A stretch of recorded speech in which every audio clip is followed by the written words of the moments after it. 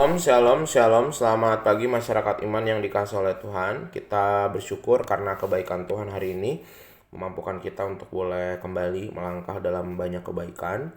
Dan mari bersama-sama kita awali dengan percaya bahwa pemberian Tuhan hari ini adalah pemberian yang abadi dan bukan hanya soal berkat dan juga materi, tapi juga Tuhan memberikan keselamatan, pertolongan, dan kedamaian bagi setiap orang yang mencarinya.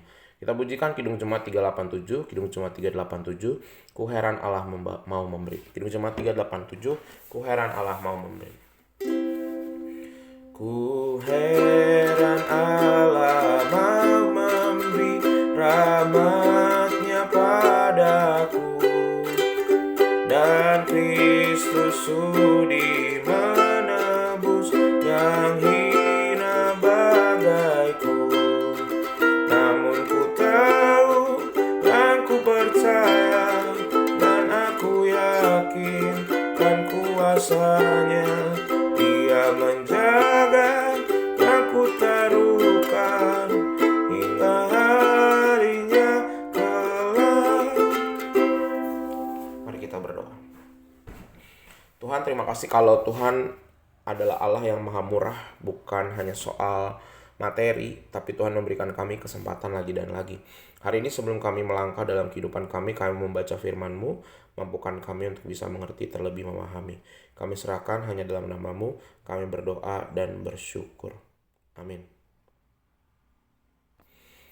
Bersama-sama kita baca dari Pengkhotbah 6 ayat 1 sampai 6. Pengkhotbah 6 ayat 1 sampai 6 akan menjadi bacaan kita pada pagi hari ini. Pengkhotbah 6 ayat 1 sampai 6, dengarkanlah sabda Tuhan.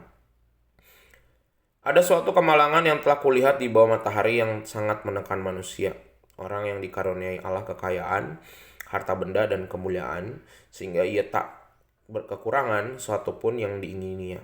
Tetapi orang itu tidak dikaruniai kuasa oleh Allah untuk menikmatinya, melainkan orang lain yang menikmatinya. Inilah kesia-siaan dan penderitaan yang pahit. Jika orang memperoleh 100 anak dan hidup lama sampai mencapai umur panjang, tetapi ia tidak puas dengan kesenangan, bahkan tidak mendapat penguburan, kataku, anak gugur lebih baik daripada orang ini. Sebab anak gugur itu datang dalam kesia-siaan dan pergi dalam kegelapan, dan namanya ditutupi kegelapan. Lagi pula ia tidak melihat matahari dan tidak mengetahui apa-apa. Ia lebih tentram daripada orang tadi. Biarpun ia hidup 2 kali 1000 tahun, kalau ia tidak menikmati kesenangan, bukankah segala sesuatu menuju satu tempat? Bapak saudara yang dikasihi oleh Tuhan, ada seorang miliarder, triliuner namanya John Rockefeller, yang salah satu gedungnya itu ada di New York.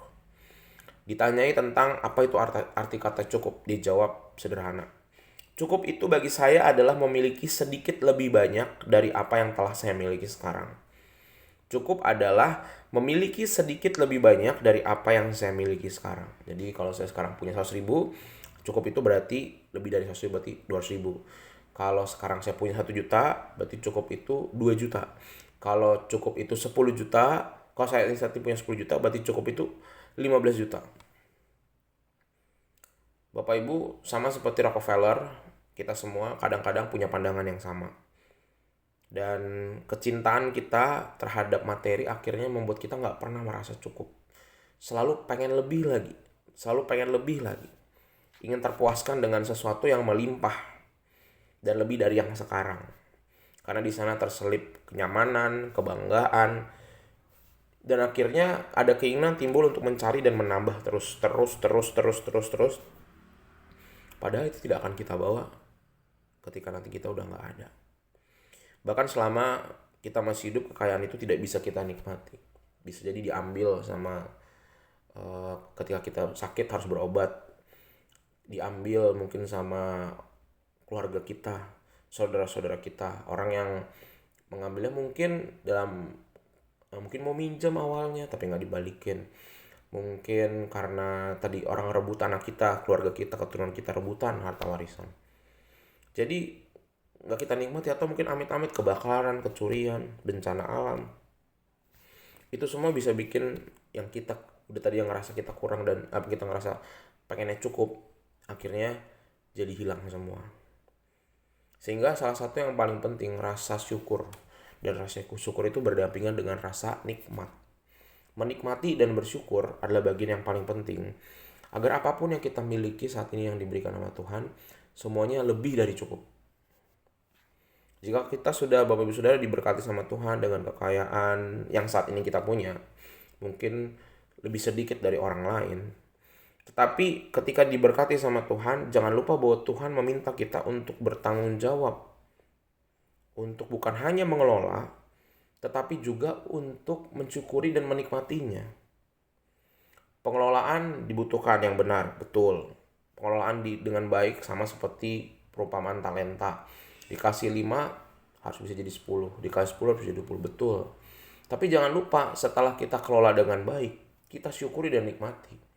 Berbeda dengan orang yang dikasih talenta yang kita tahu bahwa ya dia menikmati tuh di timbun. Oh, itu nggak menikmati, itu justru ketakutan. Jadi kita nggak mau hanya mengelola saja, nggak mau hanya menikmatinya, tapi kita melakukan kedua-duanya. Mengelola dengan baik, berkat yang Tuhan kasih kita kembangkan. Nah, sesudahnya jangan lupa kita menikmatinya. Karena kalau kita nggak nikmati, kita cari terus.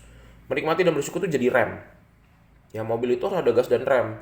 Gas supaya tetap maju, rem supaya kita nggak ketabrakan. Sama seperti berkat yang Tuhan kasih dan talenta yang Tuhan kasih. Harus kita gas, kita kembangin, tapi jangan lupa harus ada remnya. Menikmati dan mensyukurinya juga. Sehingga Bapak Saudara, ini yang harusnya dibutuhkan sama anak-anak Tuhan untuk bisa lebih enjoy sama hidup. Kadang-kadang ketika kita nggak bisa menikmati dan mensyukuri, kita tuh bawaannya stres terus. Dan ketika stres terus gampang sakit, pikir negatif, akhirnya jadi relasi sama orang lain dan keluarga jadi buruk. Sehingga mari sama-sama, harta bukan tujuan utama, pemberian dari Tuhan. Tapi jangan lupa Tuhan memberikan kita juga agar kita bisa menikmati dan mensyukurinya. Semoga hari ini Bapak Ibu bisa menikmati dan mensyukuri semua berkat yang Tuhan kasih, berapapun besarannya. Kita nikmati dan jangan lupa nomor satukan Tuhan. Amin. Mari kita berdoa. Tuhan, terima kasih melalui firman-Mu hari ini. Kami belajar bahwa berkat yang Tuhan kasih harus kami nikmati. Dan kami juga pakai dengan baik. Tapi tidak lupa bahwa kami harus menikmati dan mensyukurinya. Ajari kami untuk bisa lebih enjoy hari ini. Menikmati, belajar untuk tidak khawatir. Walaupun kami tahu masalah ekonomi, masalah keluarga, pelayanan, masalah masih banyak. Tapi ajarkan kami untuk letakkan sejenak masalah-masalah itu. Menikmati apa yang kami punya dan kami syukuri. Kami serahkan kehidupan kami dalam nama-Mu kami berdoa. Amin. Selamat pagi, Tuhan Yesus memberkati, tetap bersemangat.